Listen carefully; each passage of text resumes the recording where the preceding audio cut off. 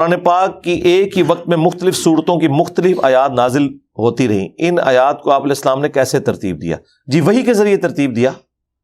آپ وحی لکھوایا کرتے تھے، بخاری مسلم میں آیا، اور مختلف اوقات میں جو کوئی آیات اس طرح نازل ہوئیں تو آپ کو حضرت جبرائیل علیہ السلام آ کے، صحیح بخاری میں آتا ہے کہ ہر سال دورہ قرآن کرتے تھے۔ اس وقت تک جتنا قرآن نازل ہوا نا تو نبی علیہ السلام حضرت جبرائیل کو سناتے تھے۔ نبی علیہ السلام کو تو اللہ تعالیٰ نے نیچرلی حافظ قرآن بھی بنا دیا تھا نا۔ وہ قرآن میں سورہ القیامہ میں آیا کہ یہ ہمارے ذمے ہے، اس قرآن کا آپ کو پڑھانا اور آپ کے لیے جمع کرنا اور اس کی تفسیر اور بیان بھی کرنا، یہ ہمارے ذمے ہے۔ تو نبی صلی اللہ علیہ وآلہ وسلم جو کچھ یعنی اس کیفیت سے گزرتے تھے نزول وحی کی، آپ کو وہ کریم بھی ہو جاتا تھا۔ پھر بھی ہر سال رمضان میں حضرت جبرائیل علیہ السلام سامنے حضور کے بیٹھ کے آپ سے قرآن سنتے تھے۔ تو وہ جو لوح محفوظ میں ترتیب ہے اس کے مطابق نبی علیہ السلام کو بتایا جاتا تھا کہ یہ آپ آیت اس جگہ پہ رکھ دیں، یہ آیت اس جگہ پہ رکھ دیں۔ وہ آلریڈی اللہ کے علم میں تھی، لہذا قرآن کی جو ترتیب ہے یہ بھی وحی کے ذریعے ہے، یہ نبی علیہ السلام کے اجتہاد کے اوپر نہیں ہے۔ ایون آیات کس جگہ پہ کون سی آیت مکمل ہوگی، یہ آیت اتنی لمبی ہوگی، یہ چھوٹی ہوگی، یہ بھی آپ کو وحی کے ذریعے بتایا جاتا تھا۔ اور پھر بخاری میں یہ آتا ہے نا کہ جس سال حضور کی ڈیتھ ہوئی ہے اس سال 2 دفعہ حضرت جبرائیل نے دورہ قرآن کیا تھا۔ اس سے حضور نے جج کیا کہ یہ جو 2 دفعہ ہو رہا ہے نا، اس کا مطلب ہے یہ انشور کیا جا رہا ہے کہ قرآن اسی ترتیب میں ہے۔ تو اسی پہ پھر آپ نے سیدہ فاطمہ کو بلا کے یہ کہا تھا، جو ایک بات کان میں کہی، بخاری مسلم میں آتا ہے کہ وہ پھر رو پڑی، اور پھر ایک بات کی تو وہ مسکرا پڑی۔ سیدہ عائشہ کہتی ہیں کہ حضور کی زندگی میں تو میں نے یہ نہیں فاطمہ سے پوچھا، لیکن نبی علیہ السلام کی وفات کے بعد میں نے سیدہ فاطمہ سے کہا کہ اس حق کے سبب جو میں تم پہ رکھتی ہوں، ظاہر ہے تمہاری ماں بھی ہوں، مجھے بتاؤ کہ نبی علیہ السلام نے تمہارے کان میں کیا بات کہی تھی۔ تو انہوں نے پھر فرمایا کہ پہلی دفعہ حضور نے مجھے بتایا کہ عنقریب میں دنیا سے جانے والا ہوں۔ ہر سال حضرت جبرائیل علیہ السلام ایک دفعہ دورے کے لیے آتے تھے، اس دفعہ 2 دفعہ آئے، مجھے لگتا ہے اب میں دنیا میں زیادہ عرصہ نہیں رہوں گا۔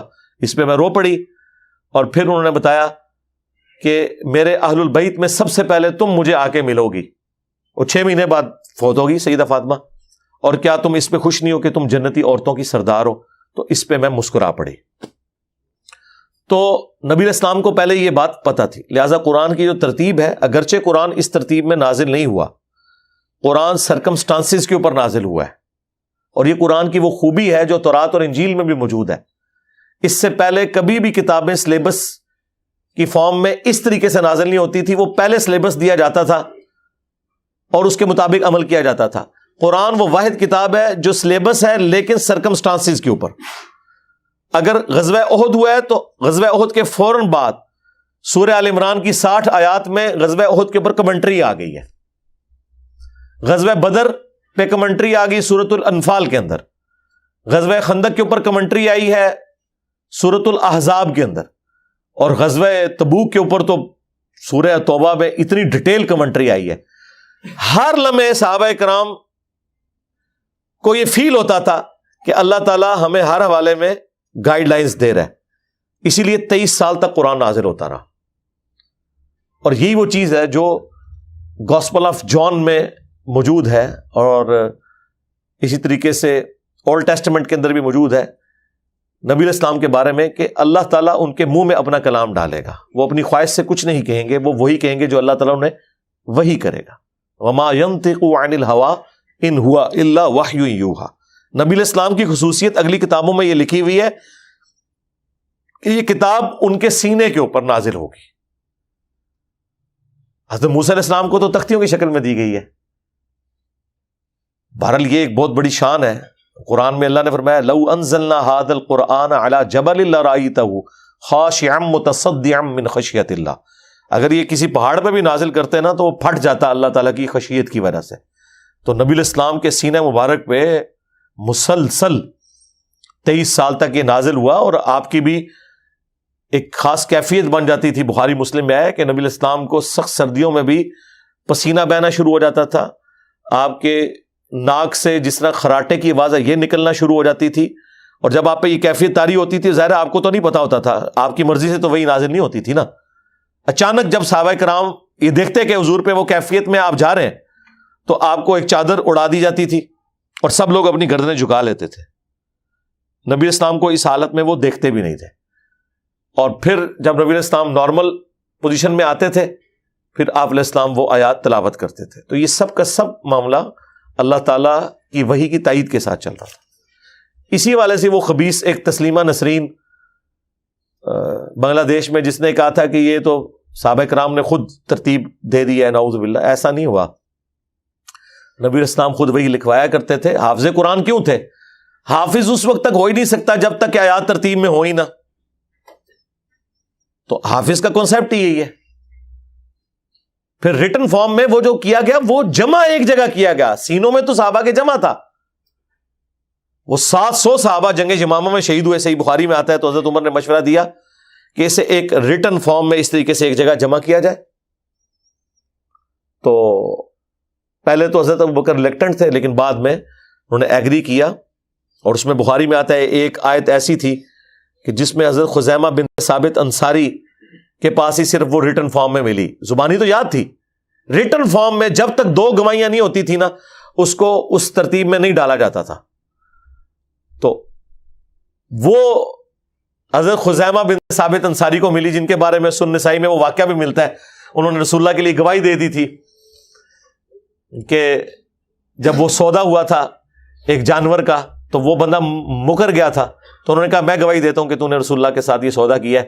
حالانکہ وہاں موجود نہیں تھے. حضور نے کہا تم نے کیوں گواہی دی؟ ان کا یا رسول اللہ میں نے جنت، دوزخ، اللہ، یہ اتنی بڑی بڑی چیزیں آپ کی زبان پہ مانی ہیں تو یہ تو چھوٹی بات ہے، آپ نے کیا ہوگا. تو حضور اتنے خوش ہوئے، آپ نے فرمایا باقی معاملات میں 2 گواہوں کی ضرورت ہے. اگر کسی معاملے میں خزیمہ آ جائے تو اس اکیلے کی گواہی 2 کے برابر شمار کی جائے گی. اور وہ معجزہ ظاہر ہوا صحیح بخاری میں کہ وہ ایک آیت سورہ توبہ کی لقد جاءکم رسول من انفسکم وہ اسی صحابی کے پاس لکھی ہوئی ملی اور ان کی گواہی 2 کے برابر شمار کی گئی. زبانی تو لوگوں کو پتا تھا. وہ پھر ایک مصحف تیار ہوا. وہ مصحف جو ہے وہ حضرت ابوبکر کے پاس رہا. پھر حضرت ابوبکر صدیق رضی اللہ تعالیٰ کی وفات کے بعد حضرت عمر کے پاس، پھر سیدہ حفصہ کے پاس. اور پھر جب قرات کا اختلاف صحیح بخاری میں آتا ہے نا حضرت عثمان کے دور میں آیا تو اسی مصحف کو منگوایا گیا تھا. اس کے مطابق پھر باقی نقول تیار کی گئی تھی قرآن کی. اس وقت پرنٹنگ پریس تو نہیں تھے. باقی نقول تیار کی گئی اور جو دوسرے قرات کے اندر قرآن ریٹن فارم میں تھے انہیں جلا دیا حضرت عثمان نے. اگرچہ وہ بھی درست تھے لیکن وہ قریش کے اس ڈائلیکٹ میں نہیں تھی تو قریشی اس میں ریٹن فارم میں رکھا گیا. بہرحال وہ آج بھی چل رہا ہے. سبا عشرہ کا کورس کر کے آتے ہیں قرآن حضرات. وہ اس آپ دیکھتے ہیں کہ افریقہ میں قاری حضرات پڑھتے بھی ہیں وَالضُّحَىٰ وَاللَّيْلِ إِذَا سَجَىٰ. ہم تو پڑھتے ہیں وَالضُّحَىٰ وَاللَّيْلِ إِذَا سَجَىٰ. تو وہ مصحف عثمانی کہلاتا ہے اور وہ آج تک پوری دنیا میں وہی مصحف ہے، سنی کے ہاں بھی، شیعہ کے ہاں بھی. اور یہ جو سعودیہ عرب سے قرآن یہ بلو بائنڈنگ میں آپ کو وہاں نظر آتے ہیں جس کے ہر صفحے کے اوپر آیت مکمل ہوتی ہے. یہی گرین بائنڈنگ میں عربی سٹائل میں لکھا ہوا ہے خط ریحان. خط ریحان ہی ہے جی، ہاں وہ خط ریحان. اور یہ خط نسخ یہ جو ہمارا تاج کمپنی والا سٹائل ہے. تو ہر صفحے پہ آیت مکمل ہو رہی ہے. دیکھیں کیسا کاتب، یہ کمال کا دمشق شام کا وہ رائٹر ہے عثمان طاہا، وہ ابھی بھی زندہ ہے. اس نے یہ قرآن لکھا ہے. شاہ فہد پرنٹنگ پریس والوں نے پھر اس سے کئی قرآن لکھوائے تھے. ہر صفحے پہ آیت مکمل ہو رہی ہے. اس ترتیب سے اس نے لکھا اور اتنی پیاری ہینڈ رائٹنگ ہے. یہی ریڈ بائنڈنگ میں ایران سے چھپ رہا ہے. ابھی وہ مفتی فضل صاحب کی کل میں ویڈیو دیکھ رہا تھا، وہ آج کل وہاں گئے ہوئے ہیں عراق میں. تو آج کل شیعہ کی حکومت ہے، وہ شیعہ کی مساجد میں گئے، وہ کہتے ہیں یہ دیکھیں جی 40 پاروں والا قرآن میں آپ کو دکھاؤں. وہ مذاق کے طور پہ کہہ رہے تھے. اور اس کے شروع میں یہی سارے پیجز کھل رہے ہیں اور اس کے اوپر لکھا ہوا ہے مصحف عثمانی. اور یہیں سے شروع ہو گیا. یہی والا وہی اسی کاتب کا لکھا ہوا ہے، صرف باہر کی بائنڈنگ انہوں نے. ابھی ہم جب جواد نقوی صاحب کے مدرسے میں گئے تھے تو وہ ساروں کے پاس وہی عثمان طاہا کا ہی لکھے ہوئے قرآن تھا، اسی کی ہینڈ رائٹنگ میں. اس مصحف کو کہا ہی جاتا ہے عثمان طاہا کا لکھا ہوا.